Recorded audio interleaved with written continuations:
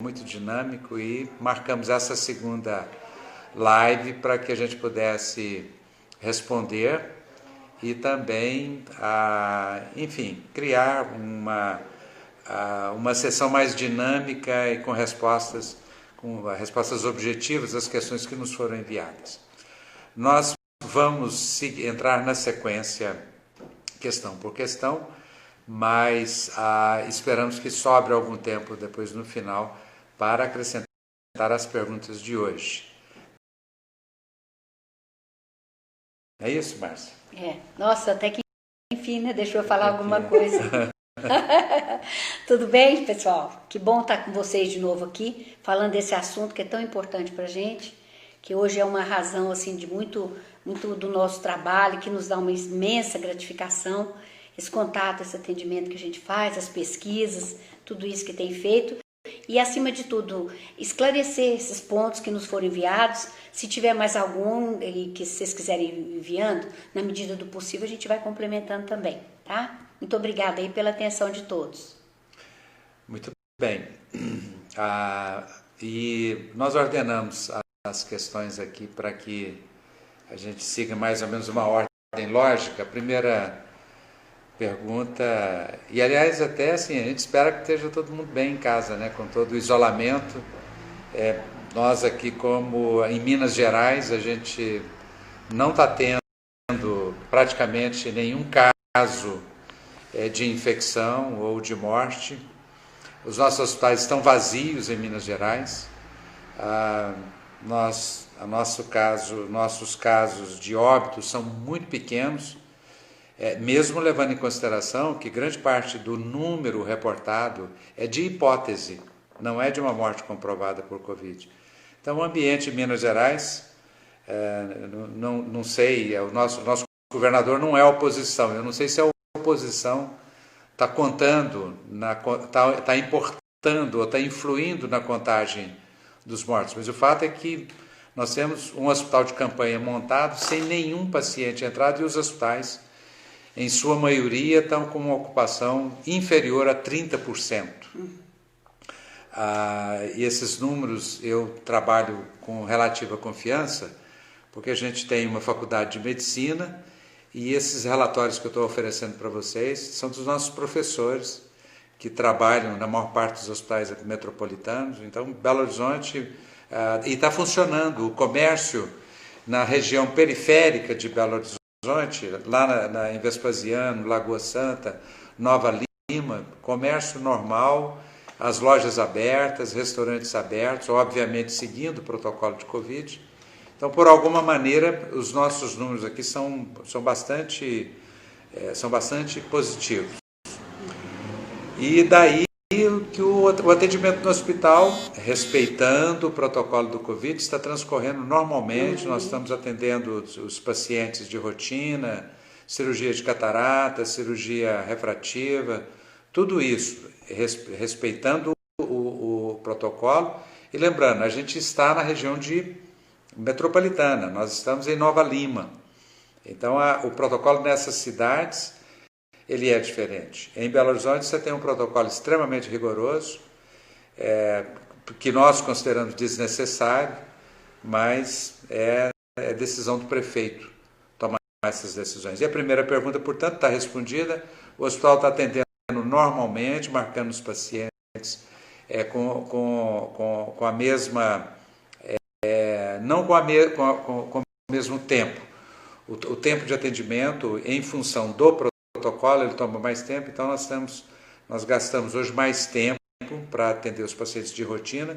A neurovisão não teve muita alteração, mas na rotina nós tivemos algumas modificações em função do protocolo. Na verdade, a neurovisão, só complementando aqui, na verdade, a neurovisão, o nosso protocolo é um protocolo detalhado, e vocês não perguntaram, não, mas eu gostaria de esclarecer por um outro tipo de pergunta que nós recebemos, que serão abordadas mais tarde, aqui na lista, mas nós temos, então, um cuidado muito grande aqui, com relação ao atendimento do hospital, de primeira parte, fazer uma avaliação boa da parte oftalmológica, de rotina, no sentido de excluir qualquer doença ocular, não só na parte da refração, como na parte das estruturas oculares, retina, córnea, o estrabismo. Nessa parte de estrabismo e na parte mesmo da nossa rotina, faz parte uma avaliação ortóptica bem cuidadosa. Nós temos 2 ortoptistas na nossa equipe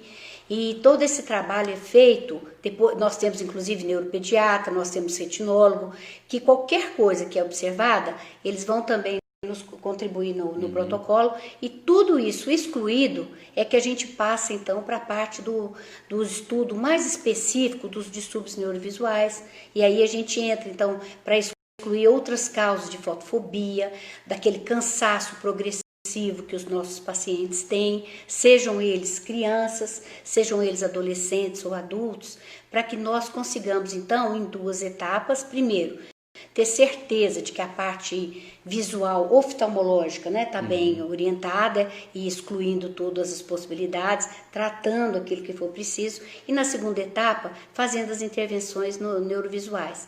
E assim, foi uma delícia voltar a atender, viu gente? A gente já estava sentindo muita saudade daquele contato com as famílias, com os pacientes, e assim, aquela carinha boa, assim, yes I can, né? Da criança, que ela vê na mesma hora que ela melhorou, ou que você pode mostrar o resultado, comparar o antes da quando veio com agora. Então, olha, estamos atendimento normal e ai, que bom, viu?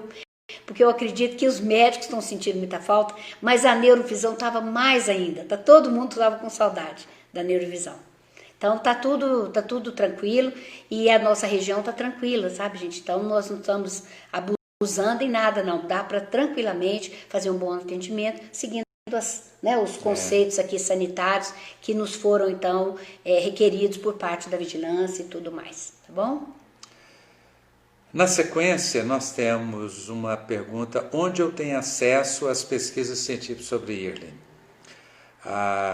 Você tem o site da Ellen Earling, onde ela lista ali praticamente todos os trabalhos que foram publicados, relatando de alguma maneira a síndrome, e ali tem toda a literatura pró e contra.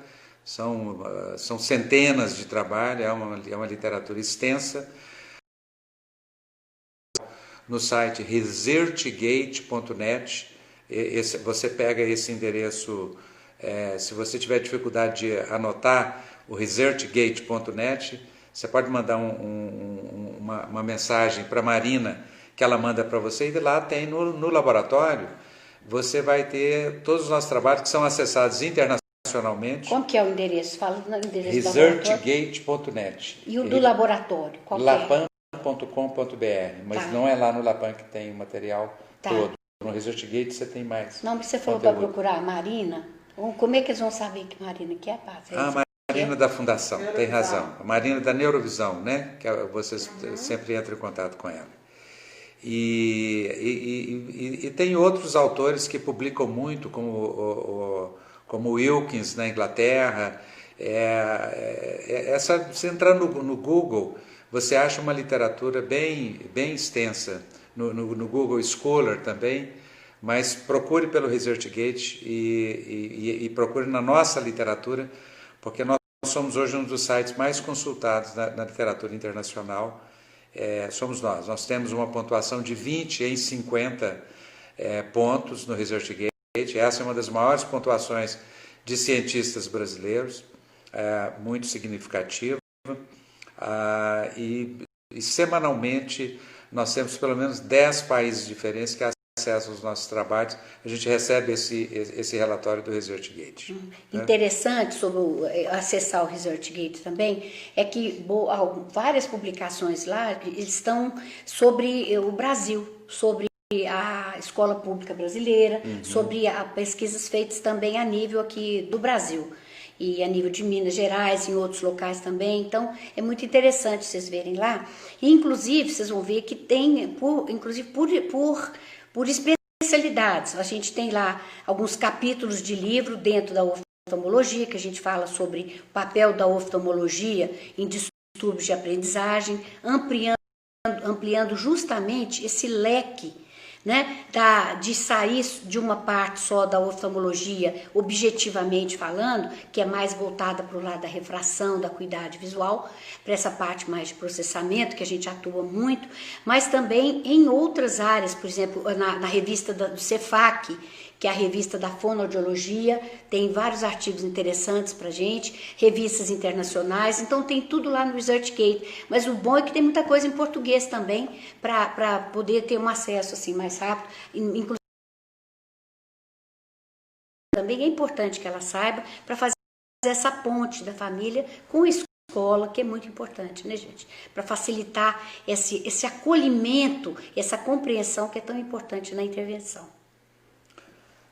Próxima pergunta, vamos passar para esta aqui. Como fazer os testes com o momento atual? Você. Tá. O que vocês podem fazer hoje, com os cuidados, por exemplo, aqui no hospital, nós fazemos no ambiente tomando os devidos cuidados com relação à parte sanitária. Então, manter a distância, os testes não são feitos lado a lado, os testes são feitos sempre frente a frente, então manter essa distância de 1 metro, 1,5 metro, né, gente?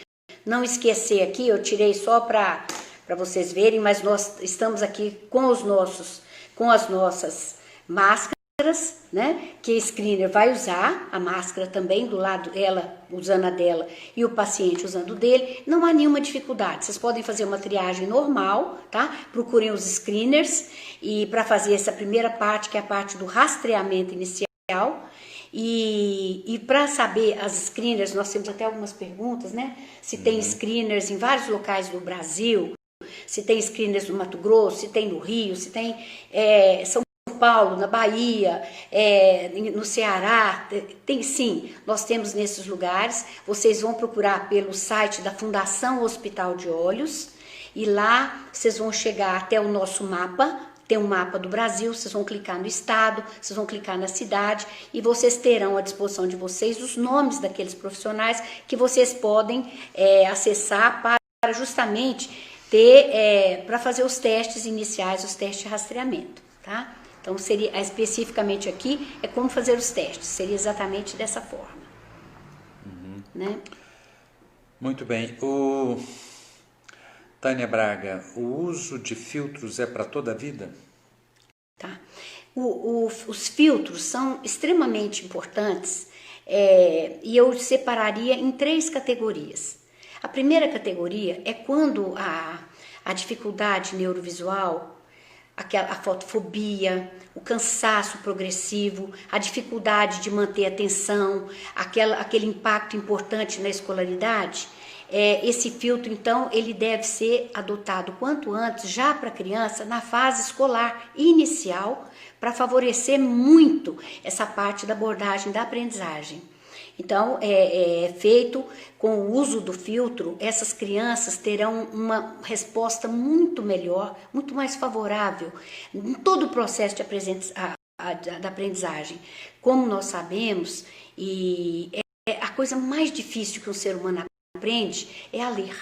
E ele vai exigir todo um ajuste sensorial, um treinamento, uma automatização de habilidades visuais, habilidades de reconhecimento, de letra, associação com a parte da linguagem, de sons. Então, sim, uma criança principalmente, quanto mais cedo ela começa a usar o filtro, muito melhor é para ela.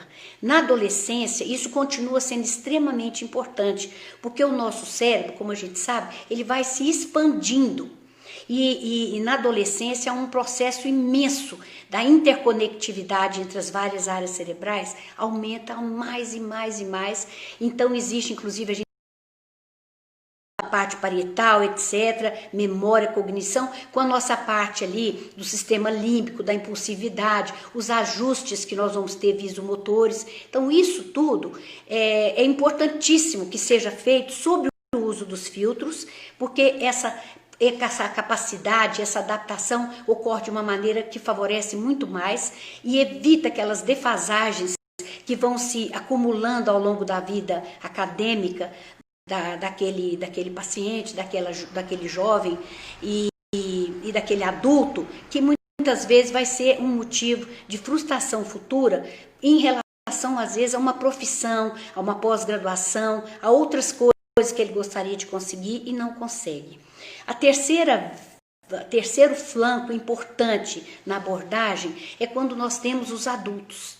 Muitas vezes familiares daquelas jovens que nós atendemos aqui e que se descobrem na mesma situação dos filhos e que muitas vezes abdicaram de futuros profissionais. Bom, então, gente, quando se trata de um adulto, os filtros, então, eles começam a ser usados mais na idade adulta. E para eles, os impactos, muitas vezes, são físicos. Então, são impactos que vão ter uma qualidade de vida comprometida.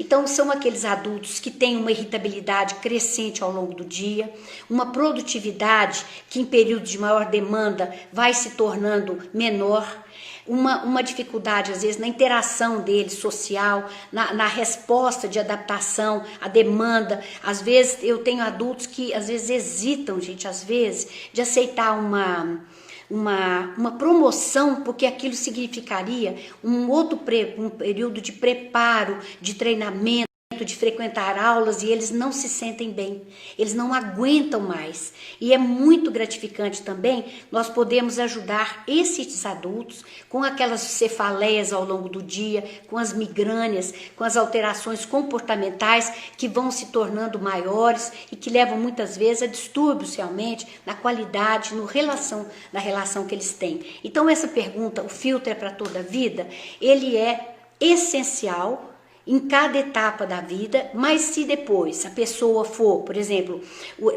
ter menos leitura, menos atenção, menos demanda visual, ele pode usar os filtros naquelas fases em que ele está sob maior demanda visual. E no dia a dia dele, ele usar com menor frequência.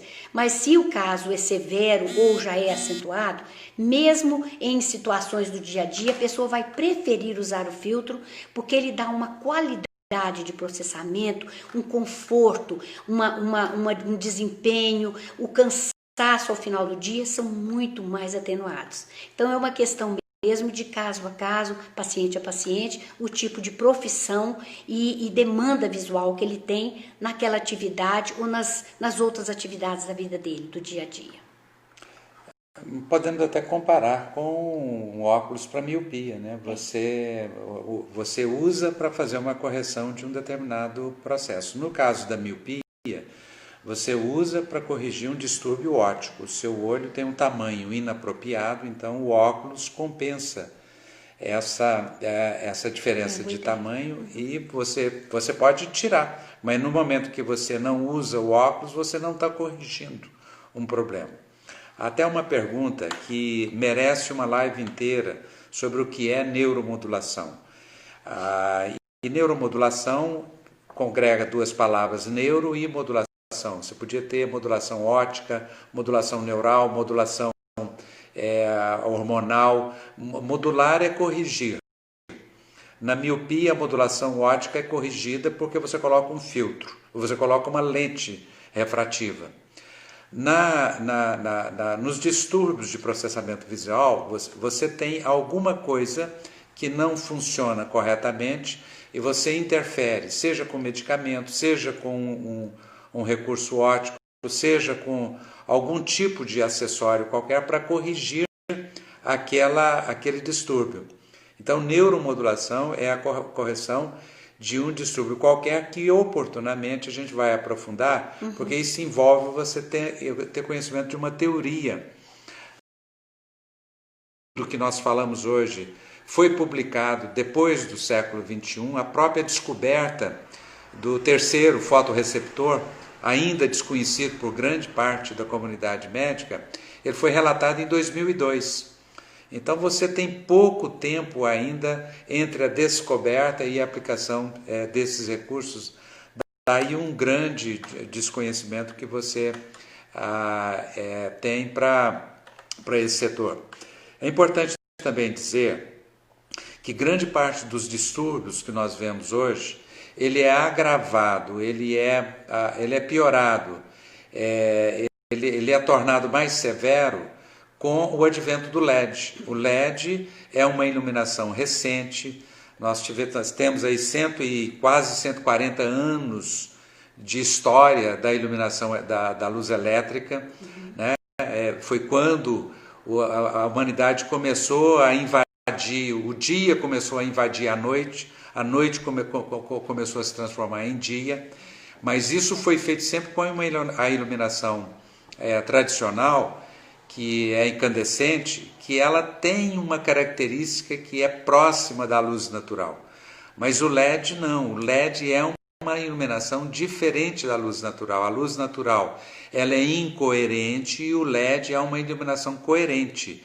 Você consegue pegar uma iluminação de LED e apontar numa direção, você forma um canhão de feixes de luz, o que caracteriza a iluminação coerente. Qual é o ponto que faço nisso? Ou como nós começamos a ter ambientes muito mais iluminados, poluídos em quantidade e poluídos em qualidade, porque a iluminação é diferente, as pessoas com distúrbios visuais começaram a sentir-se muito mais agredidas por esse ambiente do que elas se sentiam anteriormente. E daí você ter um agravamento, um aumento dos casos de síndrome de distúrbio visual nesses últimos anos do que você tinha antes, quando você tinha uma quantidade de luz menor e uma intensidade menor e um tipo de iluminação diferente. Até mesmo porque as pessoas dessa geração nova não conheceram os prédios, as escolas de antes, que tinham grandes janelas, e você raramente usava iluminação artificial durante o dia. Hoje você usa iluminação artificial de dia e de noite, porque mesmo durante o dia nós estamos usando iluminação artificial. Essa é uma grande razão. Portanto, usar os filtros é uma agressão que é importante dizer, ela é biológica também. Você tem uma agressão biológica grande com a luz azul, que abunda nas telas de computador e na iluminação artificial. Comenta alguma coisa do LED amarelo para eles.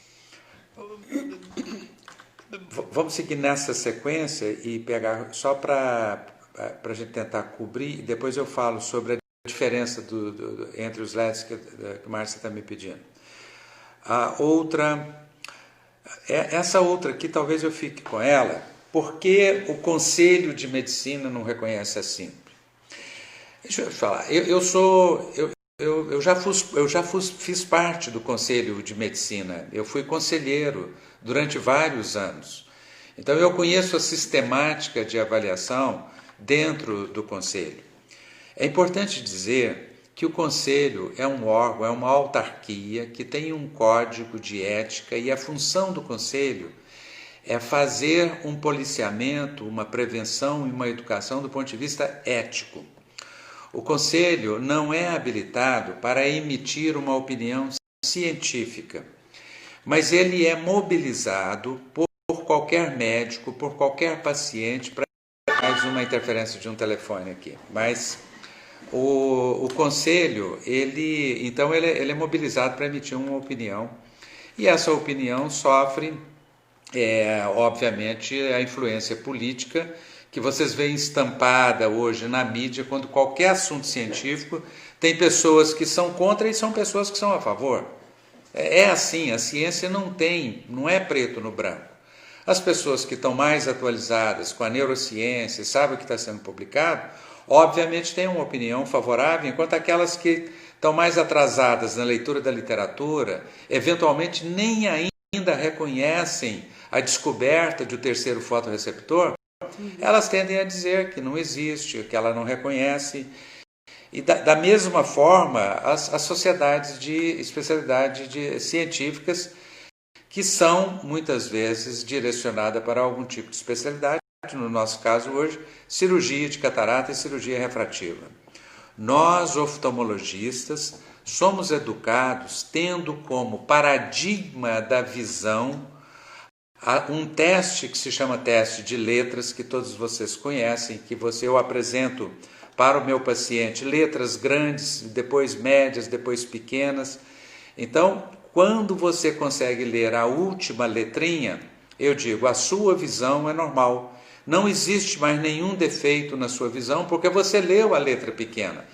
O que acontece é que grande parte, ou a maior parte dos pacientes com distúrbios de processamento visual, eles não têm problema de resolução óptica que impacta na sua capacidade de leitura da letra. Eu leio sim aquela letrinha, mas não consigo me adaptar bem à luz, daí a fotofobia. Eu não consigo mover os meus olhos pelo texto com a velocidade que a leitura necessita, então eu não tenho uma boa compreensão de texto.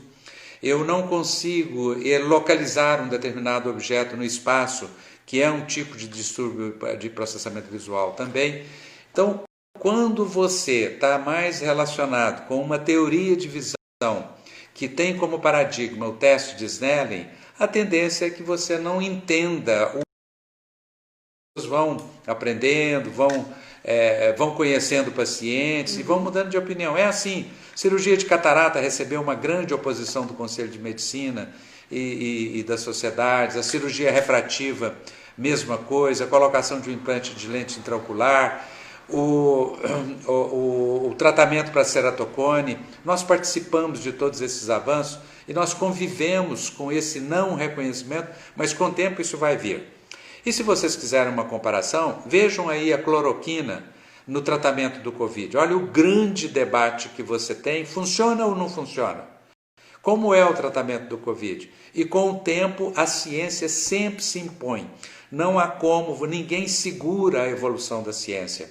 É inevitável que a verdade científica ela apareça ao longo do tempo. Então não se preocupe que essa objeção do Conselho, que o Conselho levantou, não é nada de grave. Ele diz, é preciso que você faça, faça testes apropriados. Ele não objetou. Ele diz que você tem que ter cuidados e espera-se que as pessoas que trabalhem com essa abordagem, que elas tenham um conhecimento demonstrável de neurociência e que eles sigam um protocolo com um rigor que a medicina sempre exige que você seja muito cauteloso.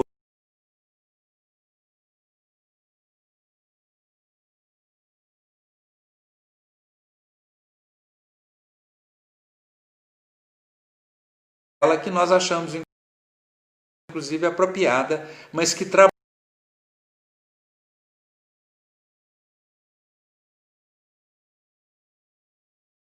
Ela traz benefício, até mesmo porque grande parte dos pacientes com distúrbios de processamento visual que têm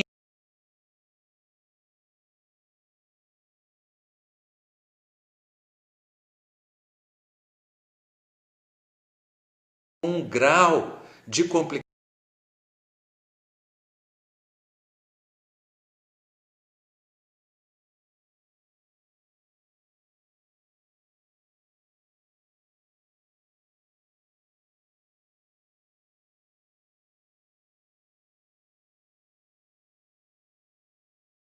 do paciente, enquanto esses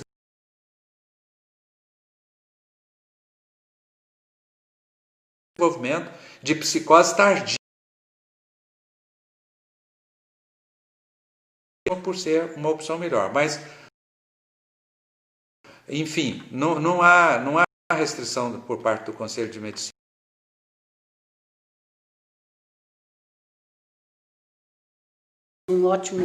Um artigo que eu achei muito interessante, que diz o seguinte: crianças não podem esperar. Você podia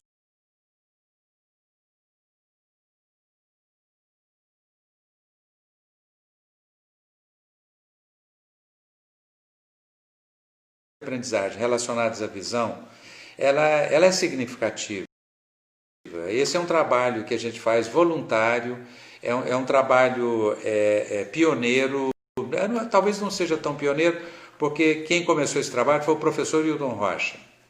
E eu, como aluno do professor Hilton Rocha, dei sequência, eu e Márcia, quando voltamos do exterior, nós achamos que a gente deveria fazer uma paga social pelas oportunidades que nós tivemos de formar em medicina, fazer uma residência de oftalmologia, fizemos um doutorado no Brasil, depois a gente foi para o exterior, passamos 4 anos com bolsas do governo brasileiro e voltamos para a Faculdade de Medicina em Belo Horizonte sem nenhum compromisso de dar algum retorno, porque nós recebíamos o nosso salário, fazíamos o nosso trabalho e nós achamos que a gente devia dar alguma coisa em troca. Foi quando tomamos a decisão de criar um trabalho em parceria com Lions, com Rotary,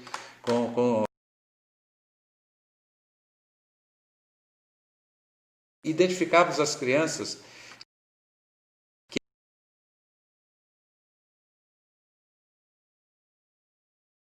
mas com o tempo nós começamos a ver que mesmo com boa visão, mesmo lendo a letrinha, a última letrinha, essas crianças excluindo estrabismo, excluindo tudo, excluindo todas as outras condições,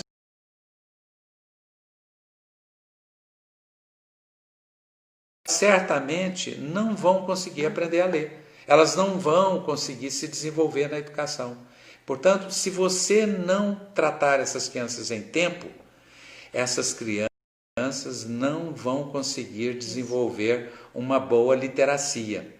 Essa é a razão que a gente usa esse conceito, que elas não podem esperar, porque se passou a janela de oportunidade, elas vão perder. E aí a defasagem só aumenta. Então é difícil, às vezes eu vejo adolescente aqui de 14, 15 anos, sendo que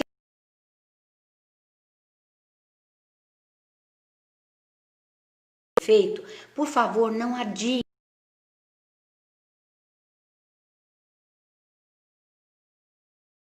Conversem com as famílias para que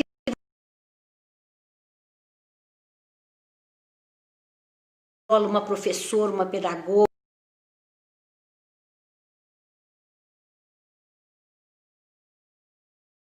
for feito precocemente, a gente adia, ou mais do que adiar, nós prevenimos a consolidação de uma dificuldade maior.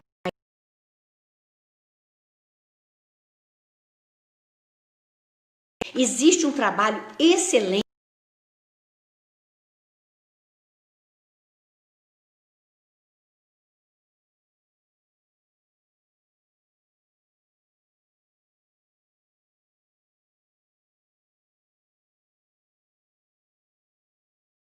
identificados que é um distúrbio de linguagem, que aí é o fonoaudiólogo que vai ver, esses distúrbios, esses estudos são feitos mais tardiamente, com 9 anos, etc. Enquanto que um distúrbio visual pode ser identificado na faixa de 5 a 6 anos. Então, se essa criança ela for abordada, devidamente tratada,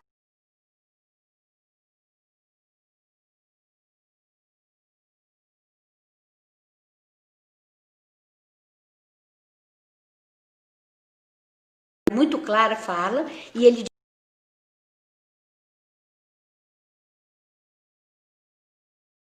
vale a pena ser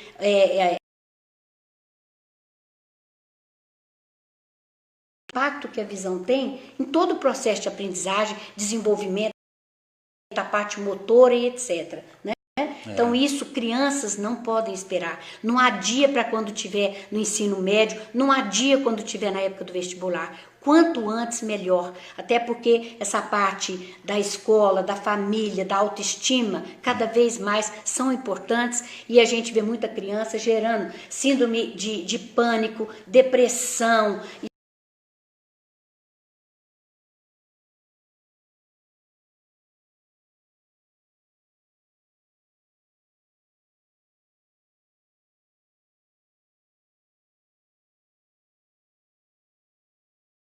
Otimizada que o cérebro dela vai ter de levar em consideração para fazer o processamento correto. É isso que é o nosso objetivo.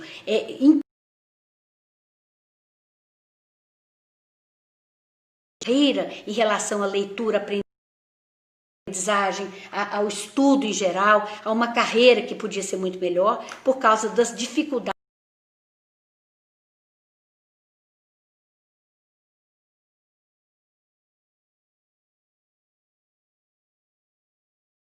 Você tenha que convencer as pessoas que você deve prevenir. A gente vive um momento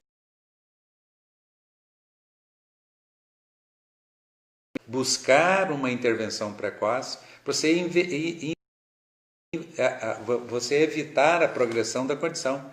É curioso, nós estamos em 2020 advogando que você deve fazer uma identificação precoce.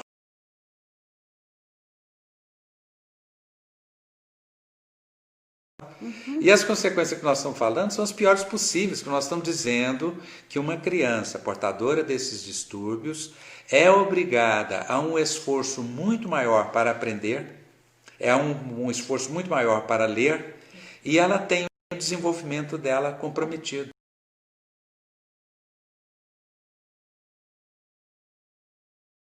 E quando a família não acredita? Quando a família não acredita,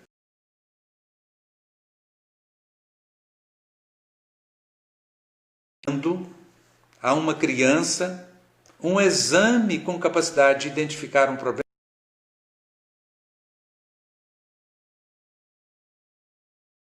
que muitas vezes essas pessoas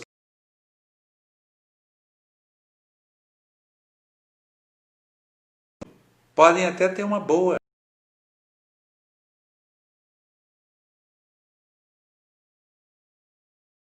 descobrir que ela retardou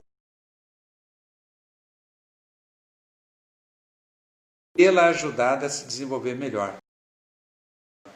A gente tem muito esses casos. O pai, geralmente é o pai, as mães são muito mais sensíveis e é raro que a mãe seja contra e o pai a favor. Geralmente a mãe tem a boa a menos que o pai tenha dificuldade, né?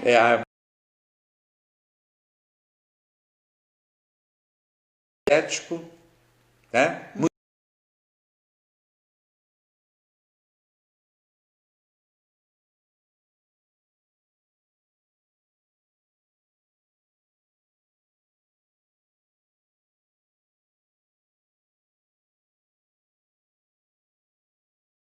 Pedir desculpa.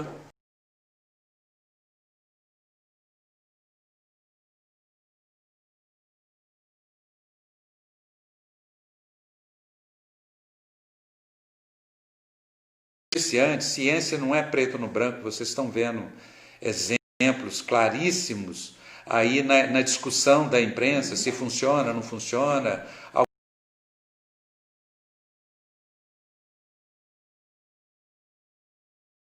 Muita rapidez e é natural que alguns fiquem para trás na coleta de informação.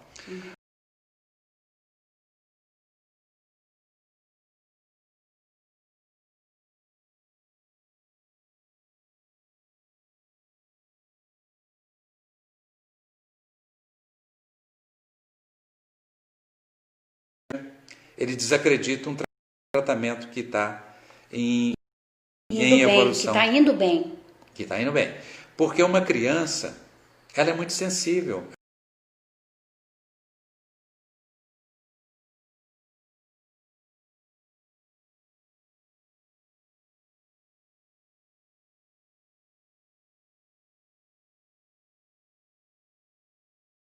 Interromper um tratamento ou uma família desacreditar. Não, é raro, porque normalmente as famílias reagem de uma maneira negativa, abandonando aquele profissional, mas é lamentável, porque nosso código de ética prevê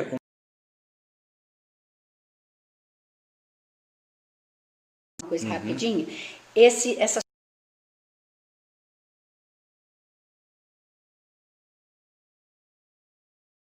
situação, qual que é a nossa intervenção? A nossa intervenção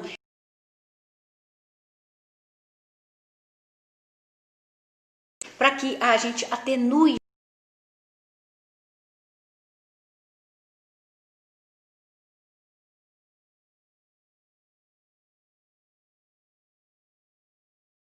eles têm sensibilidade com a luz, com a intensidade da luz, com o tipo de luz, e isso também quase sempre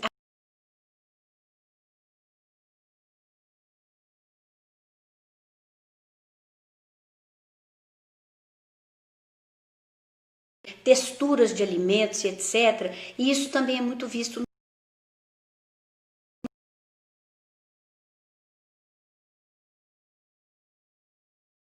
neurovisuais em crianças portadoras de autismo, porque isso vai dar a elas uma qualidade muito melhor de tolerância,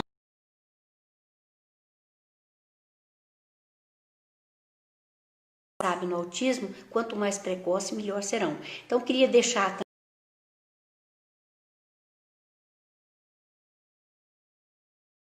nossa experiência aqui, se eles tiverem essa parte visual aí, o uso de um filtro ajuda demais, porque o ser humano é um ser eminentemente visual. O número de fibras de conexão da retina com o cérebro, gente, é maior do que todos os outros.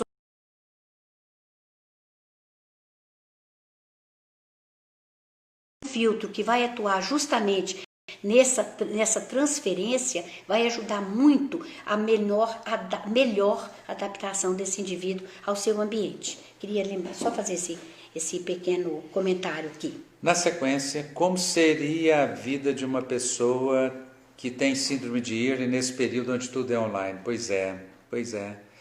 A Graciela, oi Graciela, quando isso acontece agora no momento que a gente vive, não é só que você está mais exposta a telas de computador e mais a iluminação artificial, ao LED.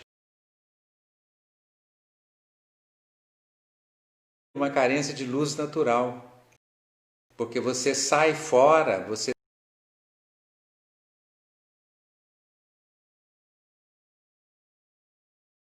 artificial, situação agravada, situação de estresse agravada, de maneira significativa no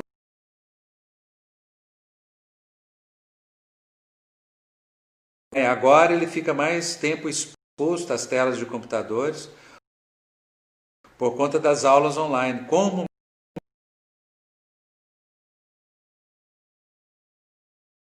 filtro, existem filtros disponíveis na internet.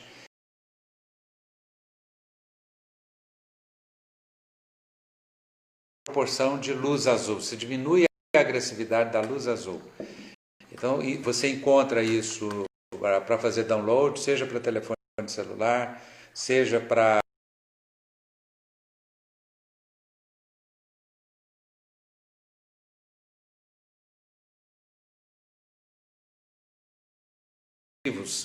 eles são dependentes de uma determinada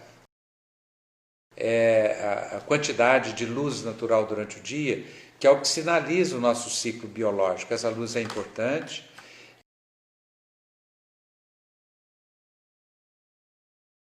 No computador. O próximo aqui. Outra coisa importante também, se possível, seria fazer um intervalo entre uma aula e outra, dentro do possível, lógico, para que a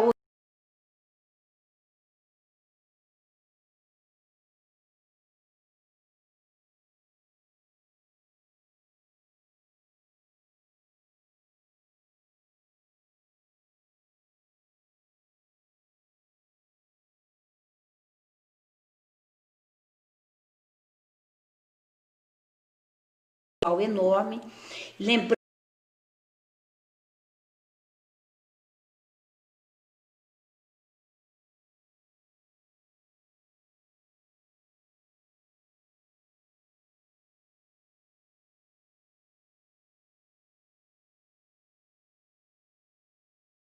nós reduzimos muito, 50%, às vezes cai para um.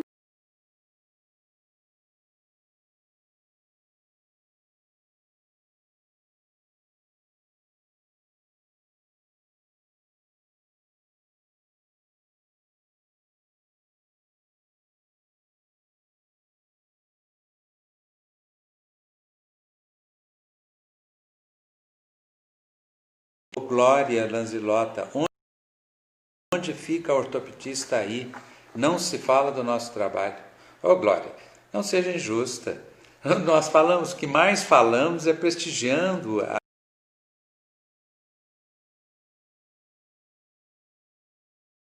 ortopedistas trabalhando na nossa equipe e prestando um auxílio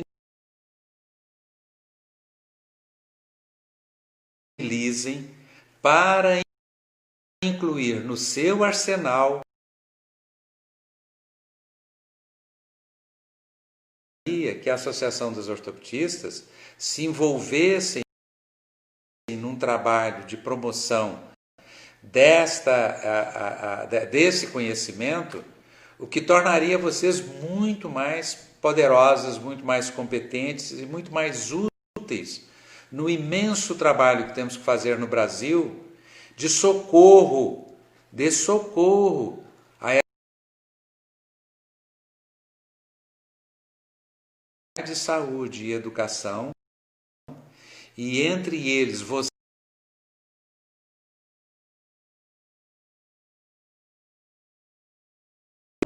muitas pessoas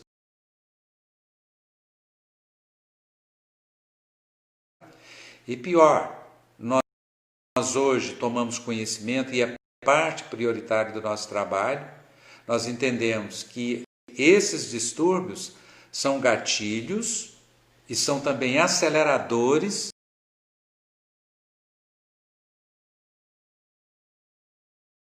ver muito isso, porque grande parte dos casos que vêm com enxaqueca, com dor de cabeça e fotofobia, eles têm um componente de distúrbio psíquico também. E quando você tem vários com distúrbio mental, mas também nós não conseguimos responder a todas as perguntas. E talvez o que eu possa sugerir é que na próxima sessão, Márcia, a gente pudesse completar exame que complementa a parte da movimentação do seu tratamento na hora de exame ortótico.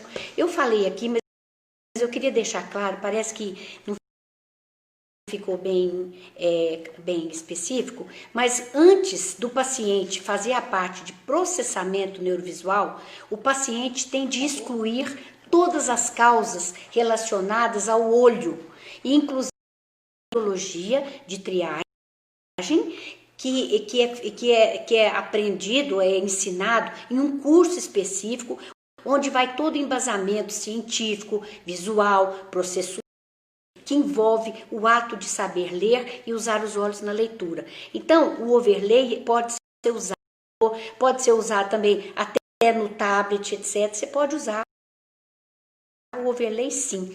E com a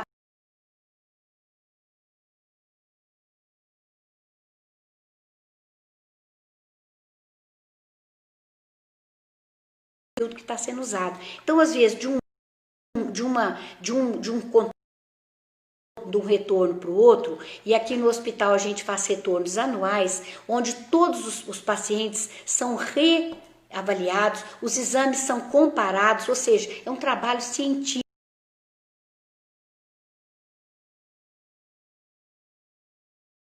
Tudo isso é feito com muito cuidado e isso vai evoluindo, a gente vai adaptando. Assim como você muda a sua roupa, o tamanho de sapato, etc., o peso da mochila, tudo de acordo com o seu processo, a miopia, etc., o astigmatismo. Você pode também mudar o filtro que você está usando e o próprio filtro com a progressão acadêmica, ele pode também mudar, gente. Então é importantíssimo que seja feito esses retornos, esses acompanhamentos. Mudar não quer dizer que foi para melhor ou para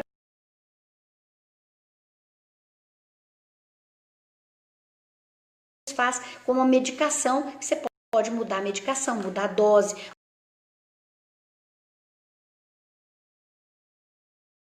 Mas naquela sequência de distúrbio orgânico ou Whirling, é importante também dizer que o fato de você ter um não exclui o outro. Você pode ter os dois problemas concomitantes. Você pode ter miopia e síndrome de Whirling.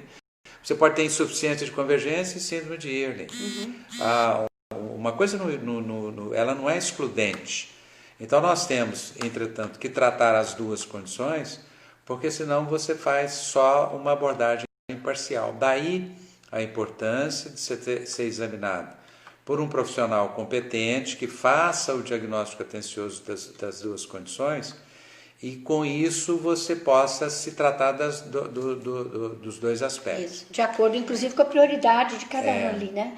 Agora, com muita frequência, a pessoa pode usar um filtro, um óculos, fazer isso, você pode ir tratando isso aqui, isso é importante, por isso que nós aqui temos uma equipe multidisciplinar.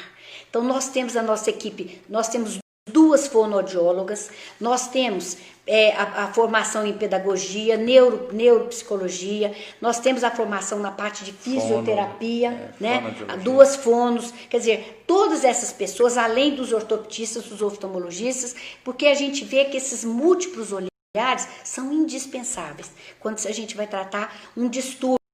Essa equipe multidisciplinar, esse trabalho é muito importante, porque é nesse tipo de trabalho multidisciplinar que nós estamos, então, ajudando o paciente de uma forma mais ampla.